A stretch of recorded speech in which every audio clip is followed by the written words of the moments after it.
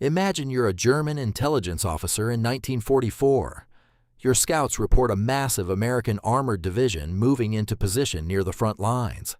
Thousands of soldiers, dozens of tanks, radio chatter buzzing with command codes, supply trucks rolling in, officers barking orders. But when your forces move to engage, there's nothing there. No tanks, no men, no division, just rubber, wire, and silence. This is the story of the 23rd Headquarters Special Troops, better known as the Ghost Army, the most classified and creative deception unit in American military history. In the spring of 1944, the U.S. Army did something extraordinary. Instead of recruiting its toughest fighters for a new secret unit, it went looking for its most creative minds: artists, painters, sound engineers, set designers, advertising men, actors. These were the roughly 1,100 soldiers hand-selected to form the 23rd Headquarters Special Troops, activated in January 1944. Many of them came straight from art schools and design programs. Future legends like fashion designer Bill Blass and painter Ellsworth Kelly served in this unit. These weren't typical soldiers. They were problem solvers, illusionists, and storytellers. And the Army needed exactly that. Their mission was unlike anything that had ever been attempted on a battlefield: make the enemy believe forces existed where they didn't, and that real forces were somewhere they weren't. They were trained in 4 core disciplines. First, visual deception, inflatable tanks, trucks, artillery pieces, and aircraft that could be set up by a small crew in hours. Second, sonic deception, massive speakers mounted on vehicles that could broadcast the sounds of an entire armored column from miles away. Third, radio deception, skilled operators who mimicked the communication signatures of real units to fool German signals intelligence. And fourth, atmosphere, soldiers who went into nearby towns in fake uniforms and insignia, talking loudly at bars and diners about troop movements that never existed. These men didn't just fake an army, they performed one.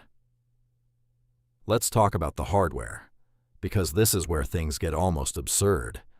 The Ghost Army's most iconic tools were their inflatable decoys. Picture a Sherman tank.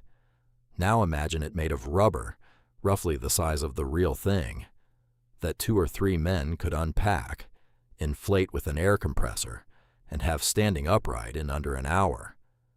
These weren't children's toys. They were carefully engineered to look convincing from the air and at a distance.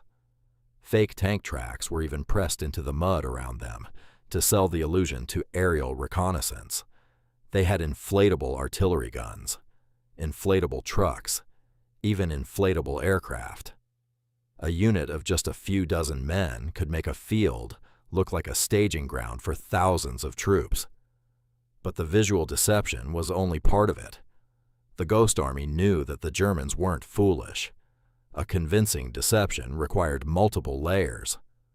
That's where the sound trucks came in. The Sonic Deception Team, officially the 3132 Signal Service Company Special, operated powerful speaker systems that could project recorded battlefield sounds across 15 miles of open terrain. They had a library of recordings: tank columns moving, troops marching, engineers building bridges.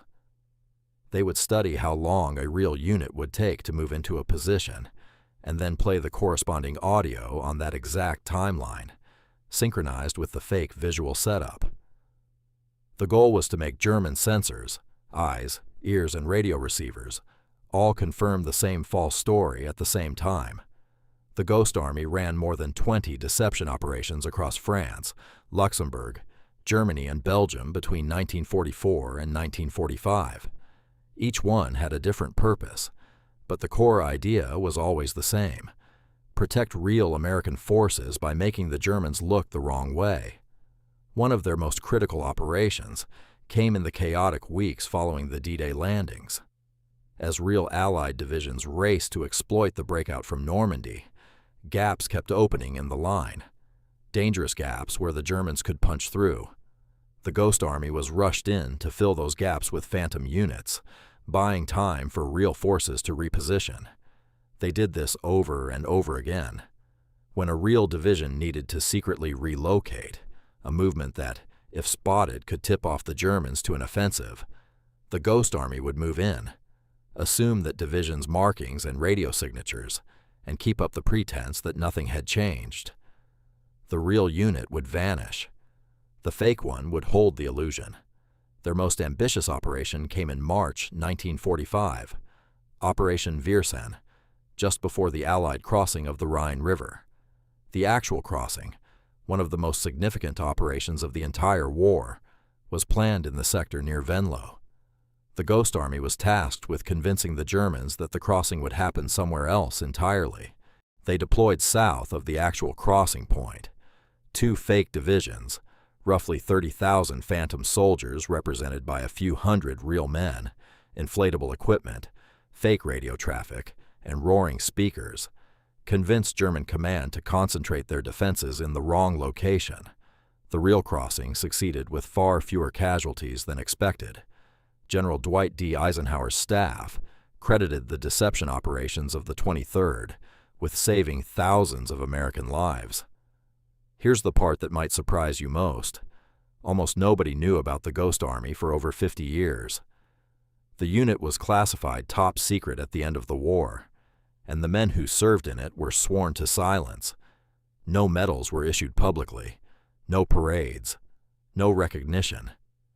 These soldiers, artists and designers who had pulled off one of the greatest battlefield deception campaigns in history, went home and couldn't tell a soul what they had done. For decades, the Ghost Army existed only in sealed archives.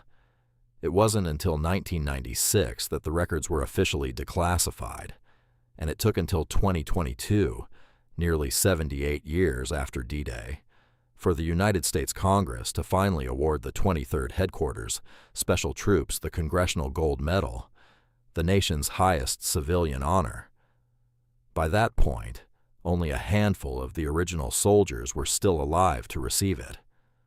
Their story is a reminder that wars aren't won only by firepower.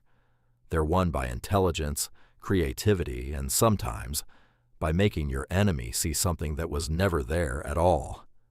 A few hundred artists, engineers, and actors, rubber tanks, truck-mounted speakers, and borrowed radio voices, against the full intelligence apparatus of Nazi Germany's high command. And the Ghost Army won. If you found this story as fascinating as I did, hit subscribe. We cover the hidden, forgotten, and unbelievable corners of history every week. Drop a comment below. Which operation do you think was their most brilliant? I'll see you in the next one.